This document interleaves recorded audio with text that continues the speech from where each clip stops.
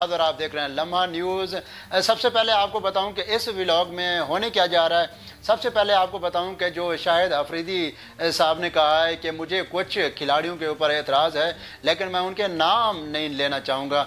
एक तो उसके ऊपर डिटेल बात करेंगे। भाई अगर नाम नहीं लेना तो फिर इस तरह की स्टेटमेंट देने की क्या ज़रूरत थी अबहम पैदा करने की। और दूसरी सबसे बड़ी जो बात है वो मैं डिस्कस करूँगा कि किन नामवर खिलाड़ियों ने पाकिस्तान की टीम को फेवरेट कंसीडर किया है। फेवरेट कहा है कि ये क्योंकि होम ग्राउंड और ओवरऑल देखा जाए तो ये पाकिस्तान की टीम इस इवेंट की फेवरेट टीम हो सकती है।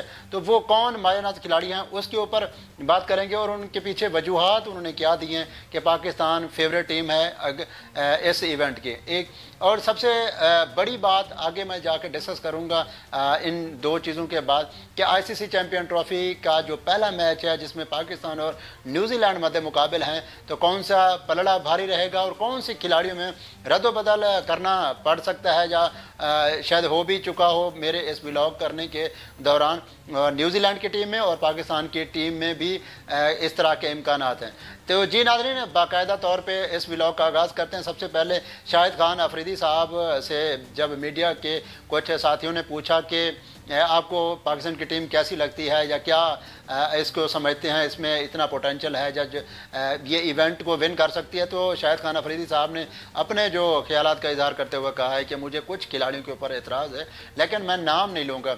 मेरे भाई बाकी हर जगह पे आप नाम लेते हैं। शाहीन शाह अफरीदी की इंजरी हो जाए, पीसीबी की तरफ से वाजबात ना देने का मसला हो तो आप डायरेक्ट आड़े हाथों लेते हैं। सोशल मीडिया के हर प्लेटफॉर्म पर आप चाहे निजी चैनल हो जहाँ पर भी जाते थे तो यही बात करते थे कि पीसीबी की तरफ से देखिए इस तरह का बिहेवियर है। तो यहाँ पे आप स्टेट लेवल पे एक काज के तौर पे पाकिस्तान जा रही है और पाकिस्तान एक काज है, तो वहाँ पे आप क्यों नहीं बोल रहे कि क्या मेन वजूहत हैं। अगर आपका मशवरा है क्योंकि आप लेजेंड हैं, 25 से 30 साल पाकिस्तान की क्रिकेट को सर्व किया है, अगर आपका कोई मशवरा पीसीबी सुन लेगा तो पाकिस्तान का भला हो जाएगा, टीम का भला हो जाएगा। तो मेरी शाहिद खान अफरीदी साहब से भी रिक्वेस्ट है और मेरे सुनने वाले भी इस बात से तकरीबन एग्री करेंगे कि उनको बताना चाहिए कि किन को रिप्लेस करना चाहिए और किन की जगह टीम में बनती है और किन की नहीं बनती और उनके मुतबादल कौन से खिलाड़ी लाए जाएं। इनके बारे में शाहिद खान अफरीदी को ज़रूर डिस्क्लोज़ करना चाहिए। और क्योंकि कल का दिन है उससे पहले अगर वो ऑन एयर नहीं बता सकते तो बिहाइंड द कैमरा भी बता सकते हैं और डायरेक्ट, क्योंकि उनके पास अप्रोच है। और एक और जो मेन चीज़ थी, किन खिलाड़ियों ने, दुनिया क्रिकेट के नामवर खिलाड़ियों ने पाकिस्तान की टीम को फेवरेट करार दिया है। उनमें अगर जेबी डोमिनी की बात की जाए तो उन्होंने भी पाकिस्तान की टीम को फेवरेट कंसीडर किया है आईसीसी चैंपियन ट्रॉफी के लिए।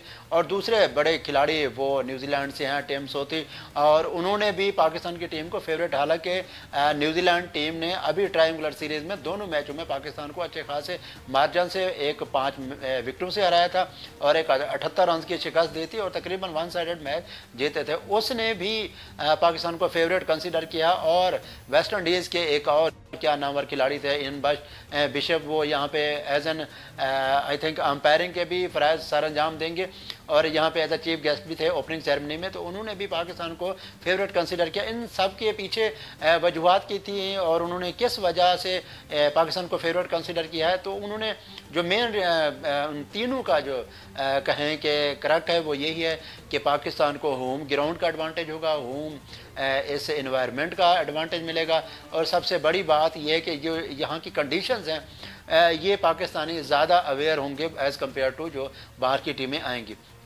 तो ये तीन बड़े नाम थे जिन्होंने पाकिस्तान की टीम को फेवरेट कंसीडर किया है होम कंडीशंस की वजह से, होम क्राउड कि अब उनको पाकिस्तान को फेवर मिलेगी।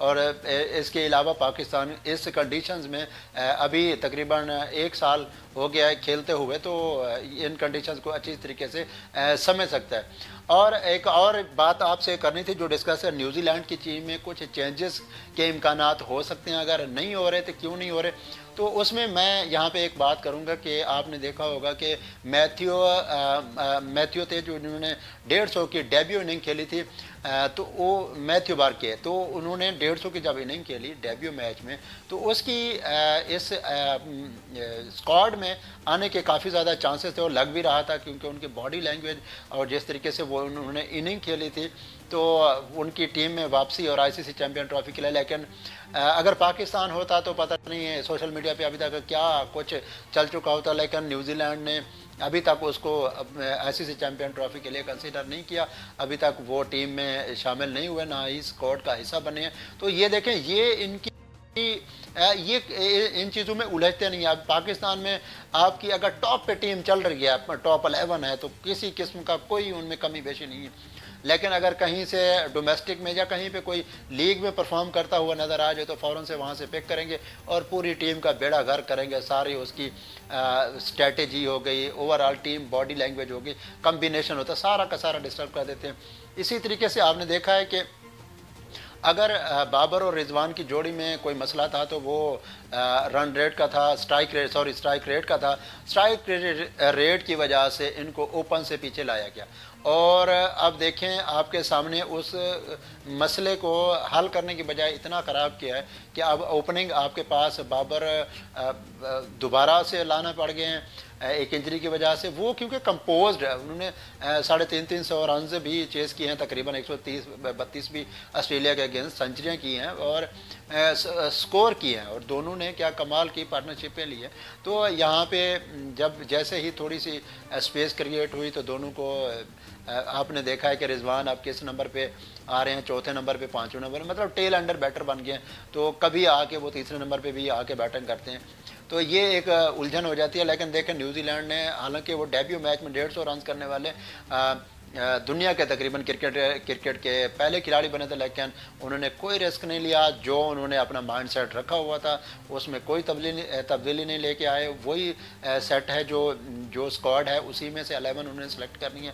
और पाकिस्तान के लिए ख़तरे की घंटी काफ़ी ज़्यादा हो सकती है, क्योंकि आपने देखा है कि एक तो हम ट्रायंगुलर सीरीज़ हारे हैं, और दूसरी सबसे बड़ी मेन जो वजह है, होम कंडीशंस में हमारे से अच्छा उन्होंने समझा है और डोमिनेटिंग क्रिकेट खेली है, डोमिनेटिंग रोल प्ले करते हुए। चाहे केन विलियमसन को देख लें, कॉनवे को देख लें, फिलिप्स ने क्या कमाल सेंचुरी की थी। तो ओवरऑल उनकी बॉडी लैंग्वेज, सैंटनर उनके कैप्टन हैं, तो उनकी बॉडी लैंग्वेज से लेके अब विनिंग, ये ट्रॉफी विन करने के बाद एक और बॉडी लैंग्वेज के साथ उतरेंगे।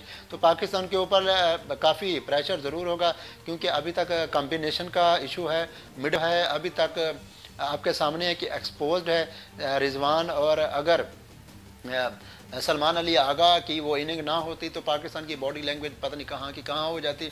तो काफ़ी बेहतर ज़रूर हुई है, लेकिन इतनी बेहतर नहीं कि न्यूजीलैंड से कंपेयर किया जाए। तो बाकी दुआओं का बेहद अमल दखल होगा पाकिस्तान और न्यूजीलैंड के मैच में। अल्लाह करे कि ओपनिंग जो मैच है पाकिस्तान अच्छा स्टार्ट करे, क्योंकि अगला जो बड़ा मैच होगा वो इंडिया के साथ होगा, दुबई में होगा, और खचाखच ग्राउंड होगा, क्राउड होगा, और आपके सामने सोशल मीडिया के ऊपर जो फिर जीतने और हारने की सूरत में मीम्स बनेंगे, और कौन बाप है कौन बेटा है तो स्टार्ट होगी। और ये कन्वर्सेशन तब तक जारी रहेगी, आपको पता है कि जब तक दूसरा कोई इंडिया और पाकिस्तान का मैच नहीं होगा। तो नाजरीन, ये था आज का एक्सक्लूसिव एनालिसिस। कल के मैच से पहले हम प्री मैच एनालिसिस भी करेंगे और उसके बाद पोस्ट मैच एनालिसिस भी करेंगे, और साथ में एक और मेरे चाहने वालों के लिए और जो हमारी ऑडियंस है उसके लिए कि हम लाइव कमेंट्री का भी एहतमाम कर रहे हैं, और लाइव कमेंट्री पूरे मैच की आपको देखने को मिलेगी, और एंजॉय भी करेंगे और साथ में चिल भी करेंगे। अगर एक साइड पे आप स्क्रीन पे मैच देख रहे हैं तो दूसरी साइड पे हमारी कमेंट्री सुनना मत भूलिए और एंजॉय करेंगे। तो मिलते हैं फिर कल के प्री मैच एनालिसिस में। मुझे दीजिए इजाज़त, अल्लाह निगहबान।